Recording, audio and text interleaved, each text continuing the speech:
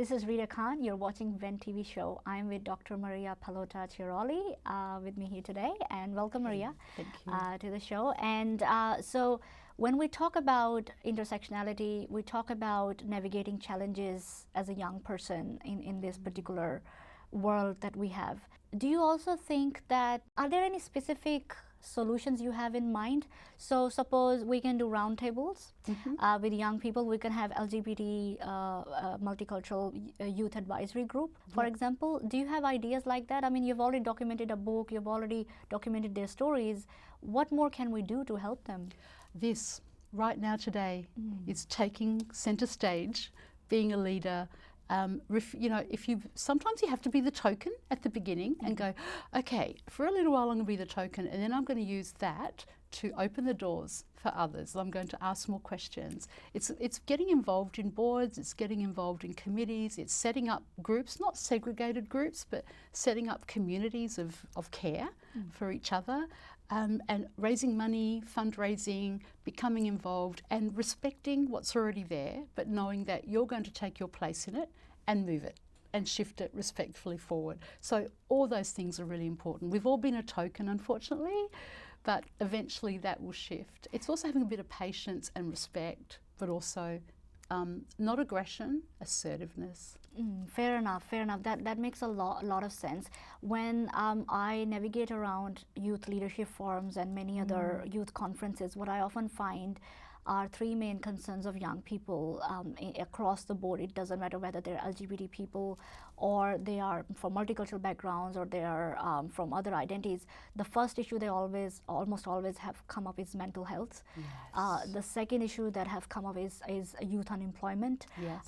And the third issue that has come up is basically feeling neglected in education settings or experiencing bullying in education settings. And so even if you deal with your mental health, even if you do get a job and you're not unemployed, and even if you do finish your education, you're still struggling with fitting in society. So have you find that for particularly the multicultural LGBT young people or multicultural LGBT plus people in general? Oh, those issues are very prevalent, Rida. You know, it's something that we're working with all the time, and we're getting there, but it's about people like you. It's about people with lived experience and leadership skills who can take those places and keep asking the questions and keep shifting it. What I'm seeing in education now is that, unfortunately, a lot of teachers and principals, not all, many are wonderful, but a lot of the leadership is coming from students.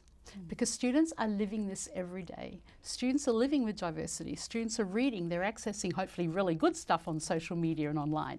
So the education, they don't have maybe the fear or the anxiety or the I've got to keep my job, you know, which is fair enough, mentality with some of the older people. So I love the youth-driven protests in the world at the moment, and we know we can name quite a few amazing young people, especially some young women, and I think we need to keep promoting that. I think also we need to support young people to shift the gaze or the lens. We don't have to be one thing. You don't have to choose one identity over everything else. Gloria Anzaldúa was a Chicana lesbian feminist, and she wrote about the mestiza, which is a Spanish word. Mestizaya means multiplicity and many, and living on the borders. So people like you live on the borders of many communities, which means you have insight, because you don't just own, or you just don't go, yeah, I've got to accept everything someone says. Being on the borders means you belong, but you also critique. And you question. You question. And so being on the borders means you have skills of how to navigate all those differences. So increasingly we've got young people who are not one thing or two things. Some young people have got 3 or 4 communities in their heritage. Their sexualities may be fluid, their genders may be fluid. All of that fluidity and diversity means that you actually have skills around navigating this world, and you also have insights. You don't just jump in and take for granted the taken for granted. You go, what's working, what's great, what's been done, but how can I do this better? What else do we need to do? This whole pre-colonial material around genders and sexualities is really being driven by young people. 3rd, 4th generation who go, what was there before the colonizers? That's right. What was there before the missionaries? I want to go back. I've got education. I've got privileges in this country. I can now explore this. I want to go back and see like the tribal and the material. You know, the other night I went to Amau, Leotolu, talking about the Samoan Fa'afafine. No words like gay, lesbian, trans. Fa'afafine. I'm probably not even saying that right. Sorry, Amau. But you know what I mean? Like, let's get new language in. Let's get new ways of seeing. Yes, because English doesn't do justice all the time. The language doesn't do justice all the time, and that's why you want to come up with certain words that may be from your own tribal languages or from other people's tribal languages and other people's cultures, and that's okay. And to incorporate that in your academic work or in your day-to-day identities. For example, if non-Western people can take on Western labels, why can't Western people take multicultural people's labels or indigenous people's labels from their cultural backgrounds?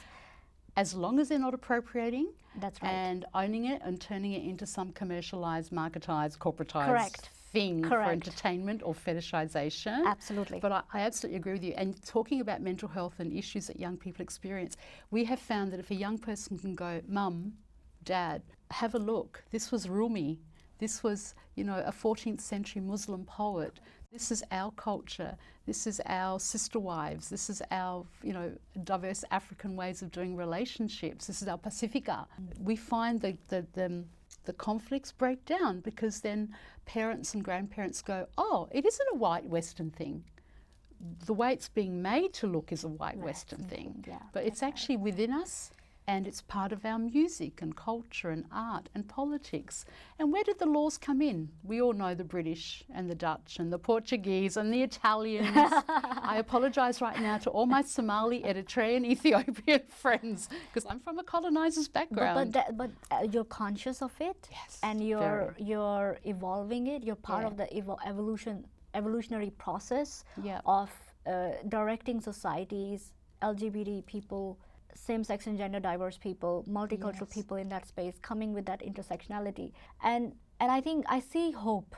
Yes, as a young person, I see hope through your work and through your documentation, and that gives me evidence to keep going with the with the journey that many other young people like us are experiencing. Thank you so much for your time, Maria, and thank you so much for being here with us today. Thank you for asking me, and thank you everyone who's the gift of working with everyone and being part of communities. Thank you. No worries. You're watching Rida Khan on Ben TV Show.